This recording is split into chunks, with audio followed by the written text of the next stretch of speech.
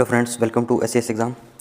Friends, as you all know, अपने defence audit code की चर्चा कर रहे थे और दोस्तों अभी अपने पुरानी बुक ही पढ़ रहे हैं, राइट। तो दोस्तों इसके चैप्टर नंबर 6 तक अपनों ने कंप्लीट कर लिया है।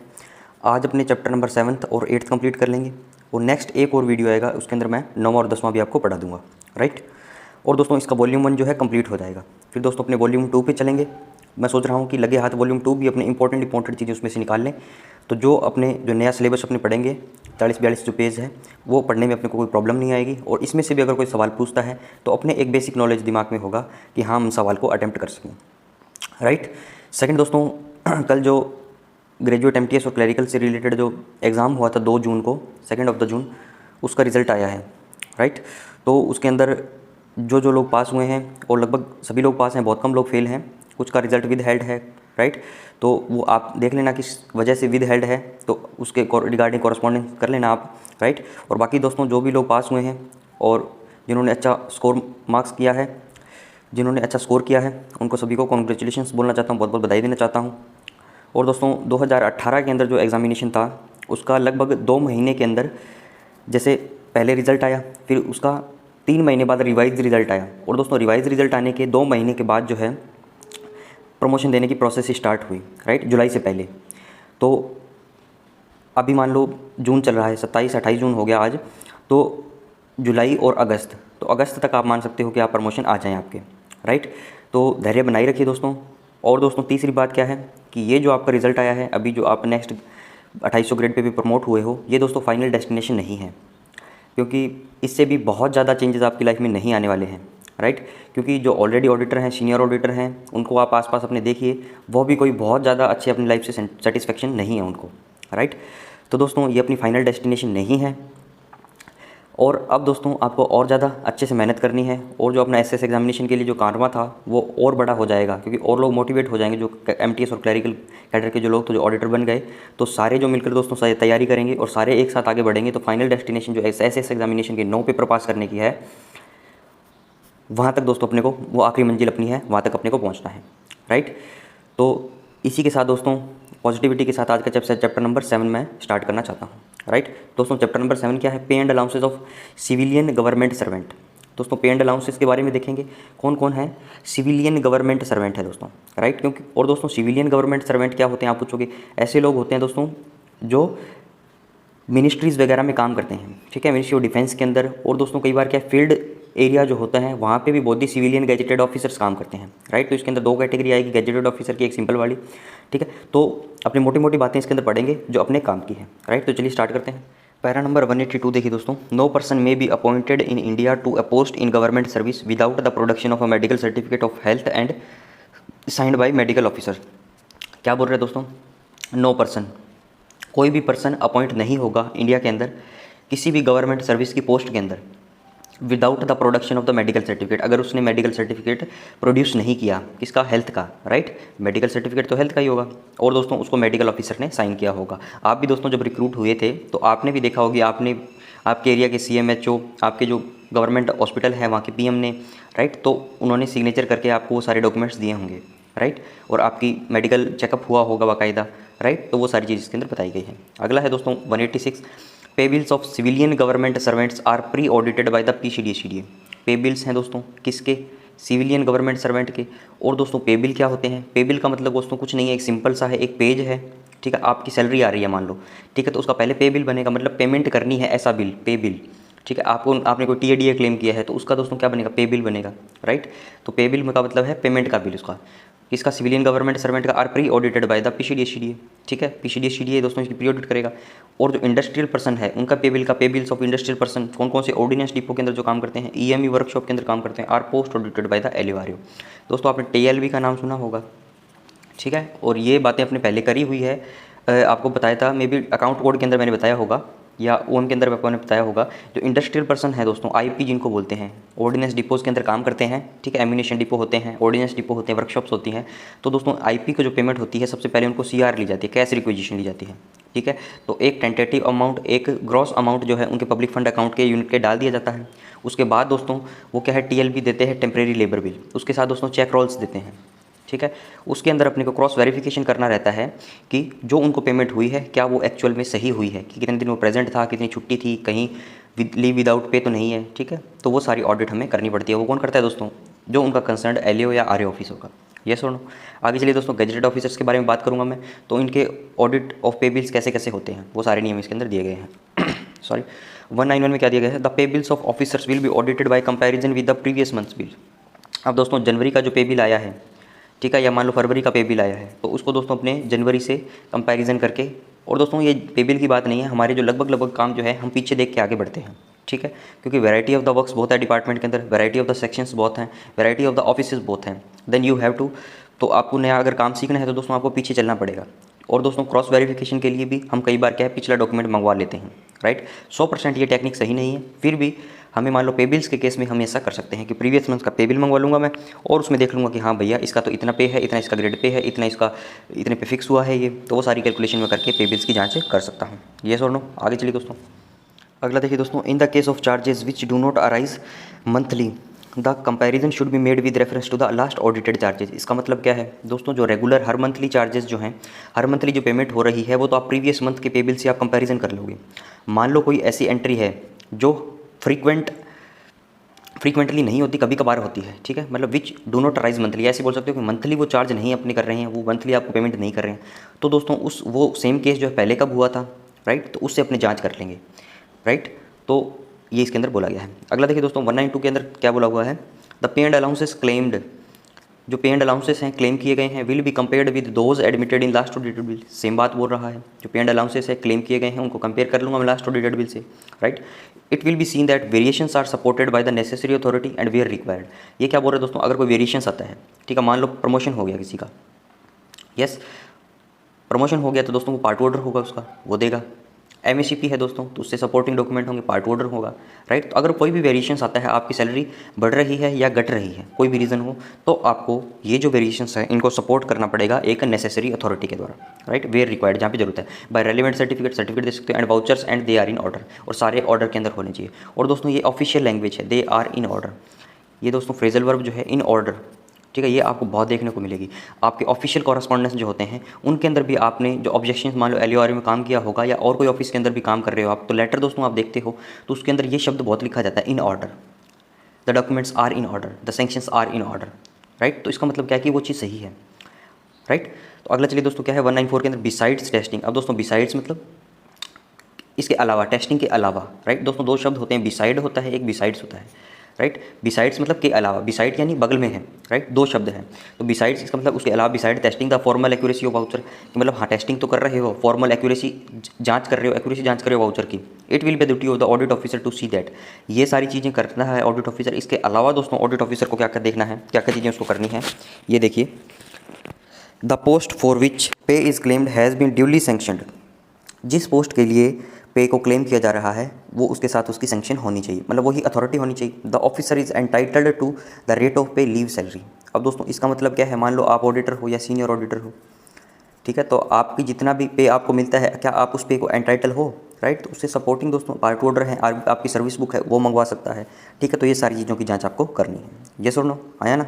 आगे चलिए। और भी दोस्तों आगे काफ़ी पॉइंट्स दिए गए हैं, थ्योरेटिकल पॉइंट है, थ्योरेटिकल बेसिस पे दोस्तों ये पॉइंट है, जो विद बुक का जो पेपर होता था पुराना, उस हिसाब से दोस्तों ये डिज़ाइन किए गए थे, राइट। तो एक बार आप नॉलेज के लिए पढ़ लीजिए। द अलाउंस से such a dearness allowance, cost of living, house rent allowance, convenience, compensatory allowance have been claimed correctly and where necessary are duly supported by the requisite certificate, right.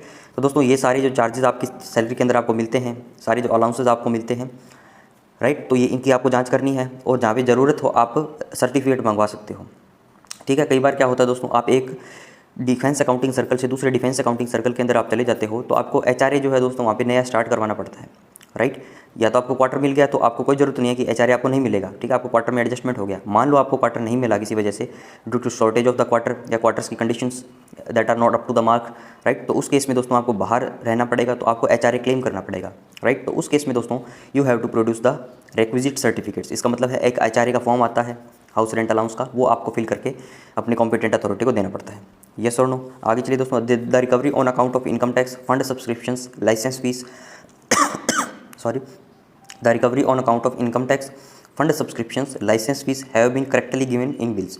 ठीक है, तो ये सारी दोस्तों जो रिकवरी है, ये तो अलाउंसेस थे, ये जो रिकवरी है इनकम टैक्स की या कोई जीपीएफ है, किसका लाइसेंस फीस है, राइट, आप क्वार्टर्स में स्टे कर रहे हो, तो ये सारी जो है इनकी डिटेल्स जो है करेक्टली गिवन होनी चाहिए बिल्स के अंदर। यस और नो। अगला देखिए दोस्तों, the period of duty, suspension और leave is correctly recorded as a check on further claims to leave and pension.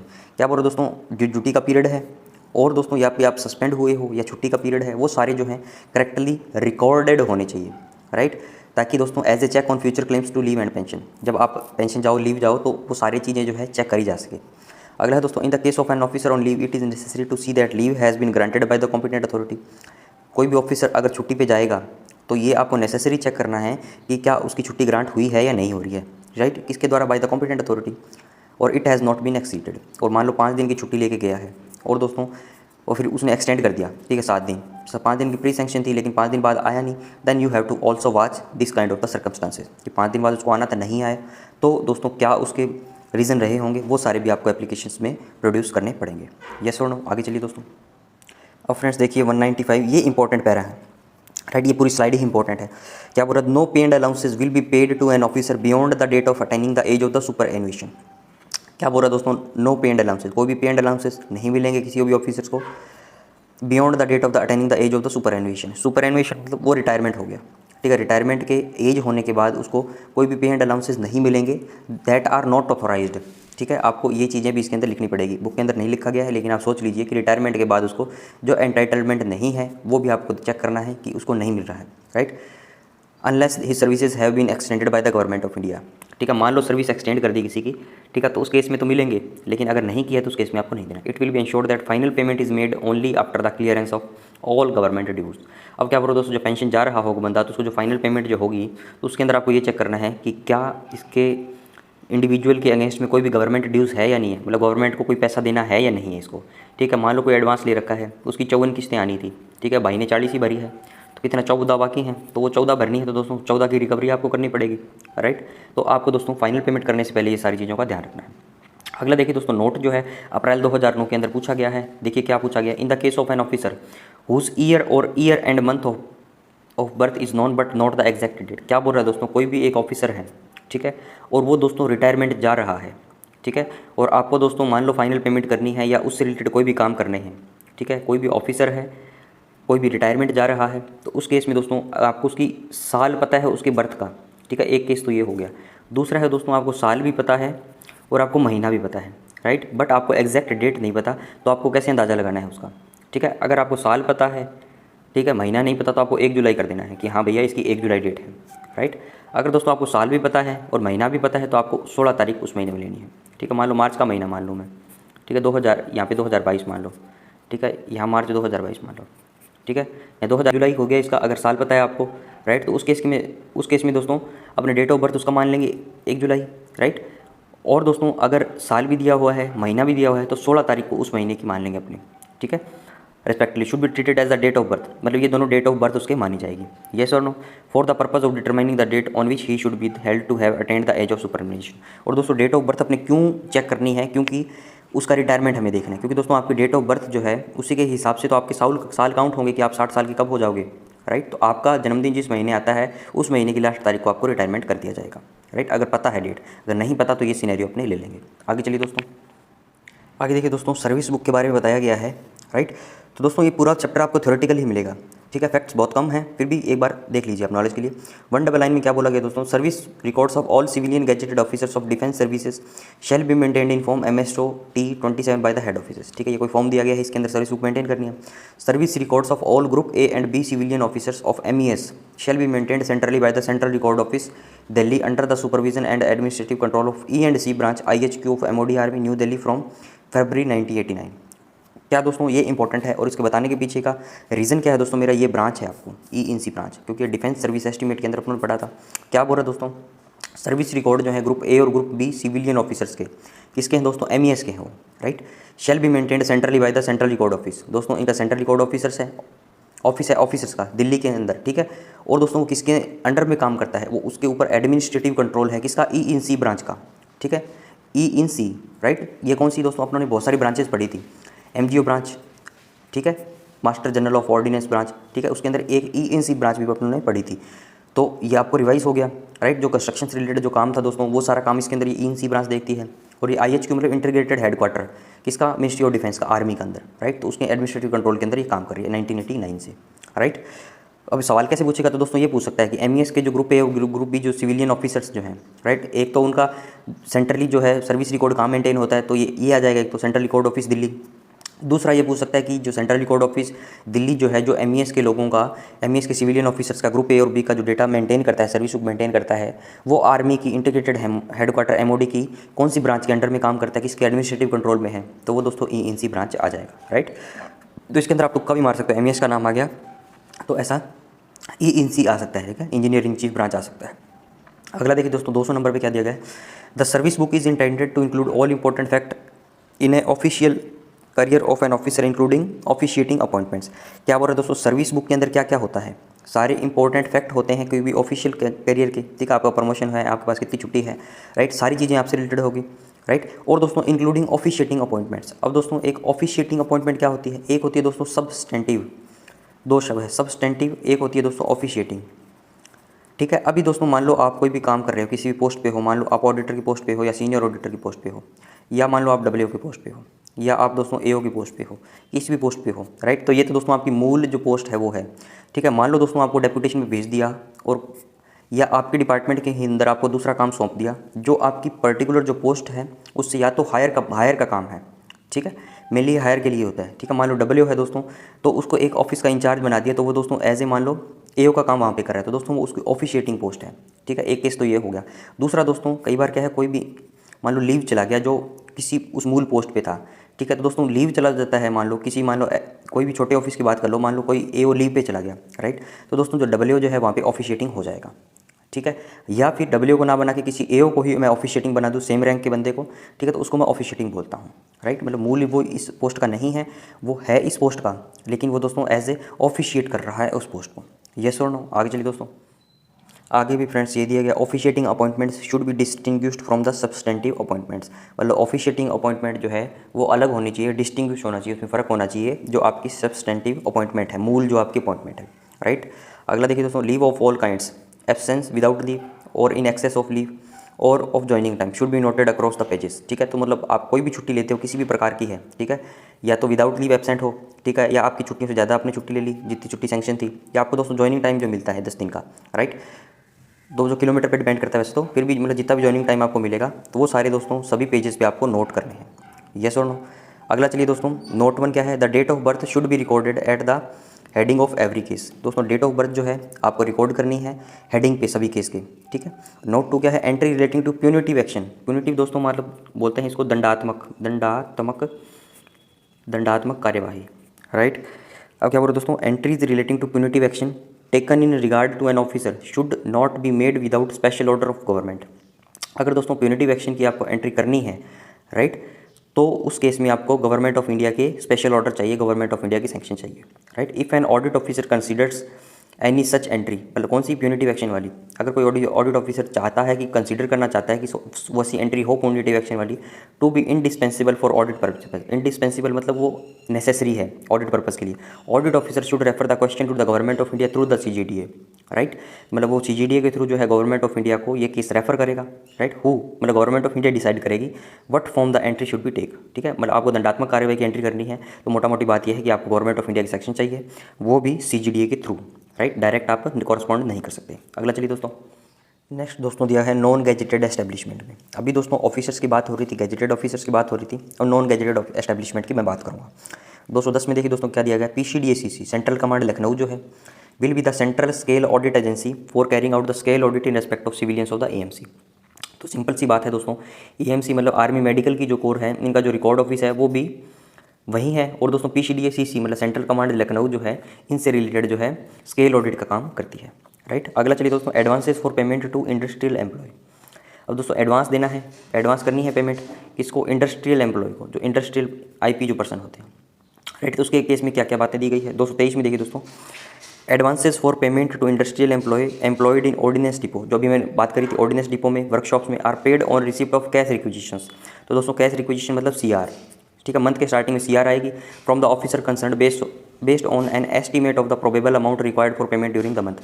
दोस्तों मान लो किसी भी डिपो के अंदर, ऑर्डिनेंस डिपो के अंदर 200 लोग हैं, ठीक है, 200 इंडस्ट्रियल पर्सन काम कर रहे हैं, ठीक है, एवरेज तनख्वाह मान लो कि सभी लोगों की 40,000 है, ठीक है। तो दोस्तों ये जितनी भी अमाउंट आपकी बनेगी ये CR के रूप में आप उसके पब्लिक फंड अकाउंट में पे कर दोगे, right. Probable amount required for the payment during पूरे मंथ के अंदर, right. The amount so advanced, जो अमाउंट एडवांस हुई है, जो पेमेंट हुई है, will be noted in the demand register, उसको डिमांड रजिस्टर में दे देंगे। ये एक प्रकार से डिमांड दी है इन्होंने।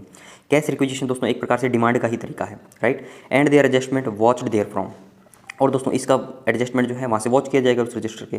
These advances will be adjusted on receipt of the temporary labour bills from the officers concern duly checked by the LORA। दोस्तों TLB मैंने बोला था, जो टेम्परेरी लेबर बिल, बाद में इनका दोस्तों टेम्परेरी लेबर बिल बनेगा, राइट। पहले पैसा है इनके पास, मान लो 1 करोड़ रुपये है इनके पब्लिक फंड अकाउंट के अंदर। अब दोस्तों जब TLB बनेगी, सभी लोगों को पेमेंट हो जाएगी, ठीक है, तो वो दोस्तों जो पैसा बचेगा वो MRO के जरिए वापस PCDA कंसर्न PCDCD को ये जमा करवा देंगे, राइट। येस और नो, तो ये पूरा प्रोसेस है उसका। आगे चलिए दोस्तों, अगला देखिए दोस्तों, चैप्टर नंबर 8 है travelling allowance and other conveyance charges. दोस्तों ट्रैवलिंग अलाउंस की बात मैं करूंगा, जो TA मिलता है, राइट, और अदर कन्वेंस चार्जेस की, तो कौन कौन से कैसे कैसे यूज़ होंगे। तो सबसे पहले देखिए दोस्तों, ट्रैवलिंग अलाउंस 231 में क्या दिया गया है। The term travelling allowance as used in this chapter includes daily allowance. तो मतलब जो वो क्या है, डेली अलाउंस भी इसके अंदर इंक्लूड करती है। मतलब जो हमें जो TPT मिलता है दोस्तों, ट्रैवलिंग अलाउंस ही है एक प्रकार का वो, ठीक है, TPT जो है उसको इंक्लूड करता है। और दोस्तों हम TA जो क्लेम करते हैं मान लो कभी भी, तो वो ट्रैवलिंग अलाउंस भी इसके अंदर आएगा। आगे देखिए 232 में क्या दिया दोस्तों, claims for travelling allowance for journeys bye rail.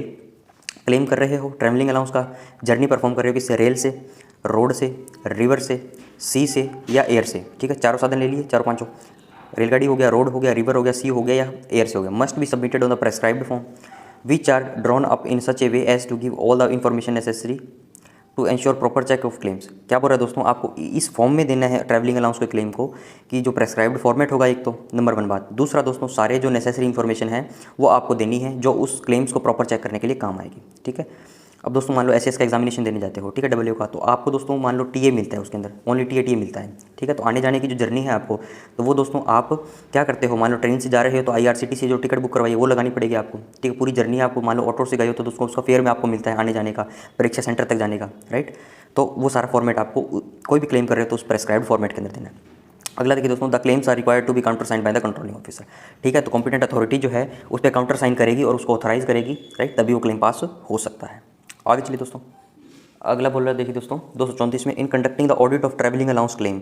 जब भी आप ट्रैवलिंग अलाउंस क्लेम जो है उसकी ऑडिट करोगे, the following points will be specially seen. मतलब कौन कौन से पॉइंट आपको देखने हैं, 1, 2, 3 नंबर पर दिया गया है। Claims have been submitted on the prescribed form, समझ में आ रहा है, in accordance with the instructions printed there. Prescribed form में होना चाहिए, इंस्ट्रक्शन के हिसाब से, and supported by all necessary certificate as prescribed by the regulation. सारे सर्टिफिकेट होने चाहिए उसके अंदर, राइट। तो दोस्तों क्लेम आप कोई भी उठा के देख लेना अपने ऑफिस के अंदर, मतलब ये कोई MCQ इसमें नहीं पूछा जाएगा मुझे लग रहा है, ठीक है। ये ओनली थ्योरेटिकल बातें थी विद बुक की, right.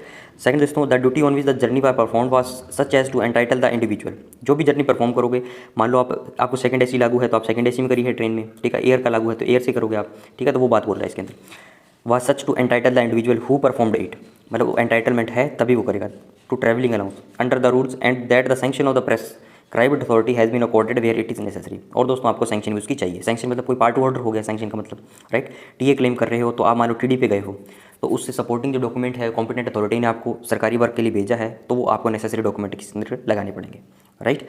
The rates of railway और air fares charge agree with the tariffs of railway और एयर कंपनी कंसर्न। और दोस्तों जो रेट आपने चूज़ किए हैं रेलवे के अंदर, ठीक है, जैसे रेलवे के अंदर दोस्तों IRCTC है तो आपको वहीं से बुक करना है। एयर के अंदर दोस्तों पहले एयर इंडिया था तो उसी से ट्रैवल करना पड़ता था, ठीक है। अब वो दोस्तों एयर इंडिया बंद हो गई, तो आपको दोस्तों कुछ ऑथोराइज्ड उन्होंने वेबसाइट्स वगैरह बताई है, ठीक है, वो अलग से डिस्कस एक मैटर है।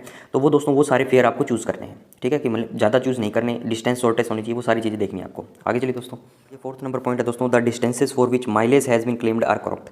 मतलब जो डिस्टेंस है, जो उस चीज़ डिस्टेंस के लिए आपने माइलेज जो है क्लेम किया है वो करेक्ट होनी चाहिए, राइट। 500 किलोमीटर आप गए हो तो 500 किलोमीटर ही लेनी है, ठीक है, ऐसे नहीं आप 600 किलोमीटर का क्लेम कर दोगे। Where there can be checked from data available in the audit office, right.